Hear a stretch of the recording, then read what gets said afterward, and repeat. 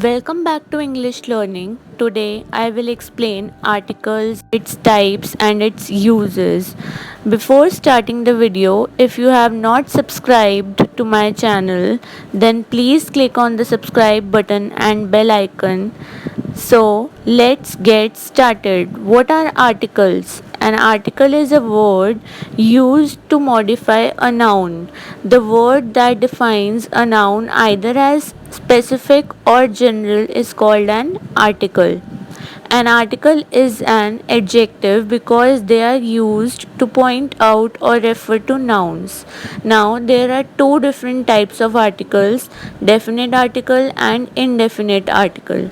The is a definite article and a and an are indefinite articles. Now, what is the difference between definite and indefinite articles? Definite article is an article that is used to indicate a particular noun, whereas an indefinite article is an article that is used to indicate that the noun is about a general thing. A definite article is used when a person is referring to a noun which has been previously mentioned, whereas an indefinite article is used when a person is referring to something for the first time. Look at the example of definite article. Please pass me the bottle of water. In this example, you are pointing to the specific bottle of water. So we are using the definite article the. Now look at the example of indefinite article. I ate an apple. Next, I went to buy a notebook. So in both the sentences, general things are referred. So that's why we used an and a. So now you must be confused that how we can use these three articles. Look at the uses of each one by one. So before starting the uses of these articles, you must know what are vowels and consonants. So there are 26 alphabets, 5 are vowels, that is A, E, I, O, U, and rest 21 alphabets are consonants. The first is uses of a. A is used before a singular noun which starts with a consonant. For example, a cat, a dog, a book, a hat, a horse. Next, a is used before a singular noun which starts with e or u but pronounced as eu. Example, a European, a university. Next, a is used when a word starts with o but pronounced as v.